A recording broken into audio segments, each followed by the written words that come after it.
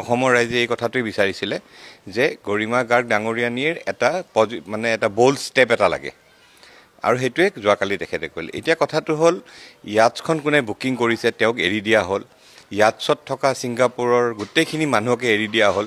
সুস্মিতা গোস্বামীয়ে য়াটছৰ পৰা ভিডিঅ'বিলাক কৰি তাইৰ মাকক দিছিলে মিনতী গোস্বামীক, আৰু মিনতী গোস্বামীয়ে চবতে বিলালে, চবতে গ্ৰুপে হোৱাটছআপে চবতে বিলালে। যেতিয়া ঘটনাটো ঘটিলে সেই মহিলাগৰাকীয়ে গোটেই ভিডিঅ'বিলাক ফটোবিলাক আকৌ ডিলিট কৰা আৰম্ভ কৰিলে। তো মিনতী গোস্বামী, সুকুমাৰ গোস্বামী, সুস্মিতা গোস্বামীক ৰেহাই দিয়া হ'ল।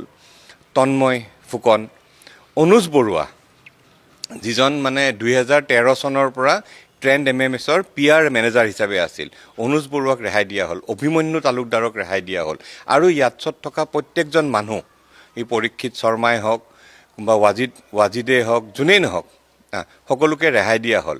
এতিয়া কথাটো হ'ল জুবিন গাৰ্গক PR মেনেজাৰ, ট্ৰেণ্ড MMSৰ PR মেনেজাৰ অনুজ বৰুৱাৰ লগত কিয় থাকিবলৈ ৰুম ঠিক কৰিলে? সেইটো এটা প্ৰশ্নবোধক চিন। কিয়? ৱাই? এইটো কথা।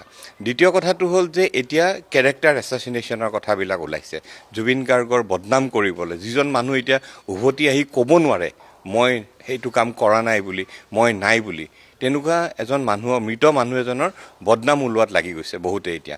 চ' এনেকুৱা ধৰণৰ কথা। এতিয়াও সময় আছে। মুখ্যমন্ত্ৰী ডাঙৰীয়াক আমি অনুৰোধ কৰিছোঁ, আৰক্ষী SITক আমি অনুৰোধ কৰিছোঁ, পাৰে যদি SITত যিখন চাৰ্জশ্বিট দিছে সেইখনত এইখিনি মানুহৰ নাম সোমোৱাৰ ব্যৱস্থাটো কৰিব লাগে। এই যে য়াটছত থকা মানুহখিনি, সি অনুজ বৰুৱা, অভিমন্যু তালুকদাৰ বা যিমান আছে সকলোৰে আমি ডাটা ওলাইছোঁ। এতিয়া আমাৰ কাম কি? আমি আইনৰ সহায় লৈছোঁ। আইনত যদি একো আমি নাপাওঁ, তেওঁলোকক সমজুৱাভাৱে তেওঁলোকক আমি এক্সপ'জ কৰিবলৈ বিচাৰিম।